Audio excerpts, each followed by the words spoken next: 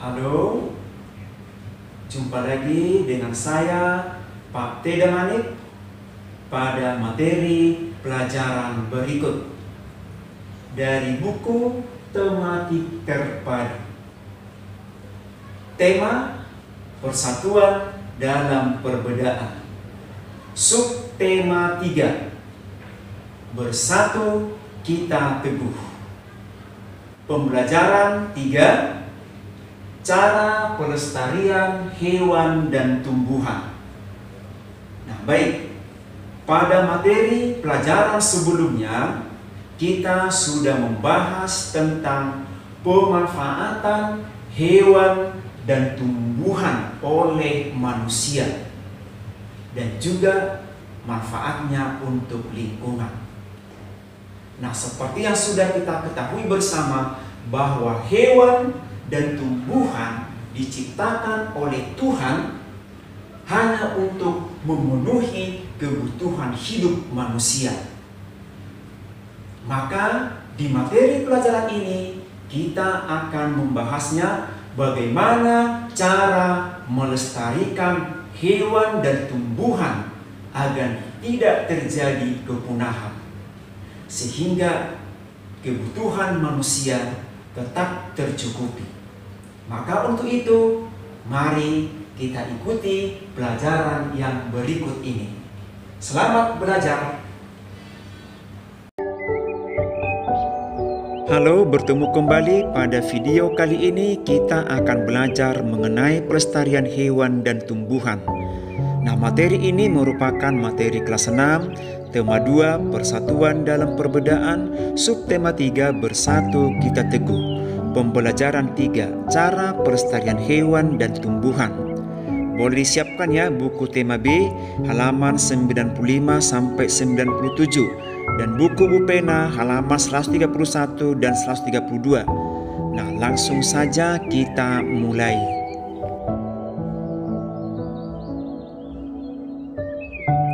Indonesia merupakan negara yang sangat kaya akan sumber daya alam hayati. Sekitar 30% jenis hewan dan tumbuhan yang ada di muka bumi berada di Indonesia. Sampai saat ini para ilmuwan masih terus mencari jenis-jenis hewan dan tumbuhan baru yang ada di Indonesia. Seiring dengan ditemukannya jenis-jenis baru, ternyata ratusan bahkan ribuan jenis makhluk hidup terancam punah dan mengalami kepunahan. Makhluk hidup yang terancam punah keberadaannya sudah sangat sedikit serta memiliki tingkat perkembangbiakan yang lambat. Mengapa hal tersebut dapat terjadi? Nah, sebelum kita lanjutkan, mari kita perhatikan sebentar peta konsep tentang makhluk hidup yang terancam punah, terutama yang ada di Indonesia. Dan cara pelestarian hewan dan tumbuhan ada dua cara. Nah, mari kita lanjutkan. Di Indonesia, makhluk hidup yang terancam punah ada kelompok hewan dan ada tumbuhan. Kelompok hewan yang terancam punah ada orangutan, komodo, anoa, harimau Sumatera, badak Jawa, dan masih banyak lagi. Sedangkan kelompok tumbuhan ada Rafflesia arnoldi, ada kantong semar, ada meranti, cendana, dan masih banyak lagi jenisnya. Nah, sedangkan cara pelestariannya yaitu ada secara in situ dan ada juga secara ex situ. Nah, apa yang dimaksud dengan semua itu nanti akan kita bahas. Nah, hewan yang terancam punah. Yang pertama, orangutan. Adakah yang pernah melihat orangutan di antara anak-anak?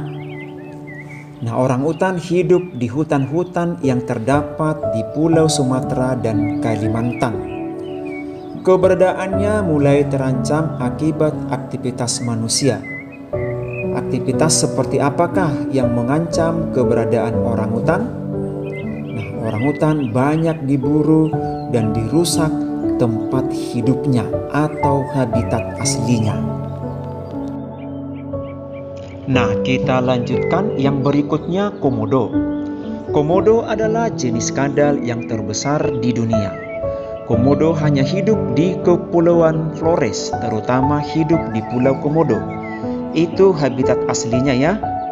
Komodo membutuhkan waktu 5 tahun untuk tumbuh sampai ukuran 2 meter. Komodo dapat hidup sampai 30 tahun.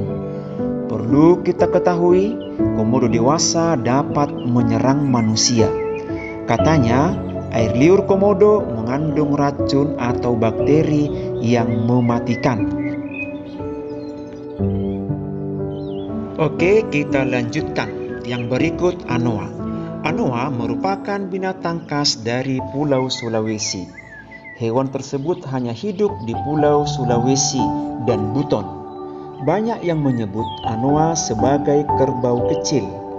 Jumlah hewan ini terus berkurang karena tempat hidupnya terus dirusak. Kita lanjutkan, harimau Sumatera. Harimau Sumatera merupakan jenis harimau terakhir yang masih hidup di Indonesia.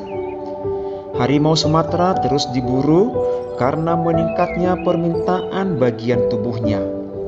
Kulit harimau banyak dimanfaatkan untuk berbagai keperluan, seperti tas, sepatu, ataupun bahan pakaian lainnya. Harimau Sumatera akan punah jika terus diburu. Kita lanjutkan, badak Jawa. Badak Jawa terdapat di Taman Nasional Ujung Kulon atau Banten. Hewan tersebut terancam punah. Badak Jawa disebut juga badak bercula satu. Badak ini memiliki panjang 3 meter lebih dan tinggi 1 sampai 1,7 meter. Yang selanjutnya, kura-kura berleher ular. Meskipun jenis kura-kura ini baru ditemukan, tetapi hewan tersebut sudah terancam punah. Hewan itu hanya terdapat di Pulau Roti, Indonesia. Hewan ini banyak diburu untuk diperdagangkan ke luar negeri. Yang berikut, penyu hijau. Jumlahnya semakin berkurang dan terancam punah. Penyebabnya adalah pantai-pantai rusak dan perburuan liar. Hewan ini dapat ditemukan di Pantai Pengumbahan dan Suaka Marga Satwa Cikepuh, Sukabumi, Jawa Barat. Berikut ikan fari hiu. Ikan ini ditemukan di lautan Indonesia Timur. Hewan tersebut ditangkap untuk memenuhi permintaan rumah makan ataupun restoran. Jumlahnya sekarang semakin berkurang. Berikutnya, ikan gergaji bergigi besar. Ikan gergaji bergigi besar ditemukan di lautan Indonesia Timur. Kondisinya pun sama. Keberadaannya semakin berkurang. Hewan ini dimanfaatkan untuk makanan. Berikutnya, burung cendrawasih. Burung cendrawasih terancam punah. Burung ini terus diburu karena memiliki bulu yang indah. Burung cendrawasih hanya ditemukan di Papua. Burung jalak Bali. Jalak Bali memiliki penampilan yang indah dan elok. Banyak orang menginginkannya untuk dijadikan koleksi. Jumlahnya semakin berkurang. Sesuai dengan namanya, burung ini hanya ditemukan di Pulau Bali. Nah, sekarang kita teruskan ke jenis-jenis tumbuhan. Tumbuhan yang terancam punah. Yang pertama, bunga bangkai. Bunga bangkai ditemukan di hutan-hutan Sumatera. Tumbuhan ini menghadapi berbagai ancaman seperti pengambilan ilegal di hutan, kerusakan habitat, dan semakin berkurangnya jumlah serangga penyerbuk serta binatang penebar biji. Yang berikut, Rafflesia arnoldi. Bunga Rafflesia arnoldi juga mengeluarkan bau seperti bangkai dan berukuran besar. Bunganya merupakan satu-satunya organ tumbuhan yang dapat dilihat. Banyak orang percaya bahwa kuncup bunga ini dapat dijadikan obat sehingga sering dijarah. Keberadaan bunga tersebut mulai berkurang, apalagi teknik budidaya yang tepat untuk menjaga kelestariannya belum ditemukan. Yang berikut, tumbuhan kantong semar. Tumbuhan kantong semar jarang ditemukan. Kantong semar tumbuh di daerah yang kadar nitrogennya sangat sedikit. Hutan di Tangkuban Perahu, Jawa Barat merupakan salah satu tempat hidup kantong semar. Pohon cendana. Pohon cendana banyak ditemukan di Nusa Tenggara Timur. Tumbuhan cendana digunakan sebagai rempah-rempah dan minyak cendana, bahan dupa, aromaterapi, dan campuran parfum. Yang berikut ada Aquilaria sp. Tumbuhan ini merupakan tumbuhan penghasil kayu gaharu. Gaharu memiliki kandungan kadar damar yang wangi, sehingga dijuluki emas beraroma dari hutan. Banyak ditemukan di hutan-hutan pedalaman Kalimantan. Harga jual tumbuhan tersebut sangat mahal sehingga banyak dicari orang. Meranti. Meranti merupakan salah satu jenis tumbuhan yang sangat sulit dicari di pasaran. Perkembangbiakan tumbuhan tersebut sangat lama. Untuk mendapatkan tumbuhan meranti seperti pada gambar yang di sebelah kanan ini memerlukan waktu yang sangat lama sehingga terancam punah. Nah, itu tadi beberapa contoh hewan dan tumbuhan yang sudah terancam punah. Lalu bagaimana cara melestarikannya? Yang pertama yaitu secara in situ. In situ adalah pelestarian yang dilakukan pada tempat asli tumbuhan maupun hewan tersebut. Artinya hewan dan tumbuhan tidak dipindahkan dari habitat aslinya. Contohnya Suaka Margasatwa, Hutan Lindung, dan Taman Nasional Gunung Leuser, Bukit Lawang. Suaka Margasatwa merupakan kawasan yang melindungi hewan. Hutan Lindung merupakan tempat yang digunakan untuk melindungi tumbuhan. Taman Nasional adalah kawasan untuk melindungi hewan dan tumbuhan. Yang berikut adalah ex situ.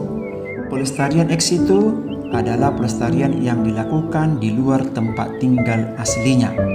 Artinya, hewan dan tumbuhan yang sudah mengalami kepunahan diangkat dan dipindahkan dari habitat aslinya. Nah, hal itu dilakukan karena hewan dan tumbuhan kehilangan tempat tinggal aslinya karena berbagai hal, antara lain pembakaran hutan, pembuatan lahan baru untuk perkebunan, dan untuk tempat-tempat lain.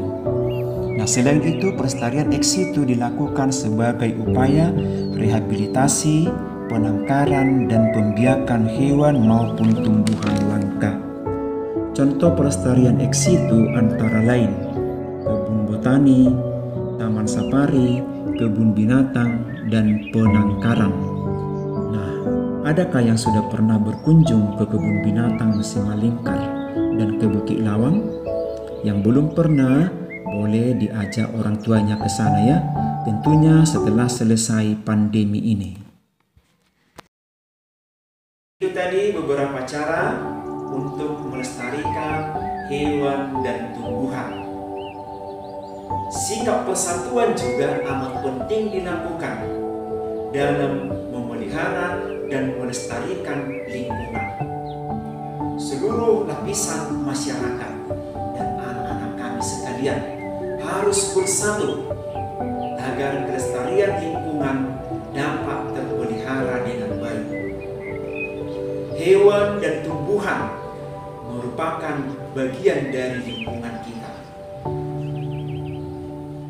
Sehingga dengan kelestarian hewan dan tumbuhan, kebutuhan kita manusia selalu tercukupi.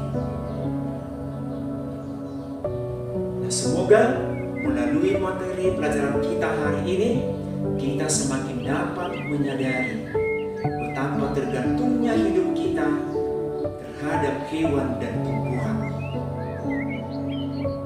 Nah, semoga materi pelajaran hari ini bermanfaat bagi kita, dan Pak Guru akhiri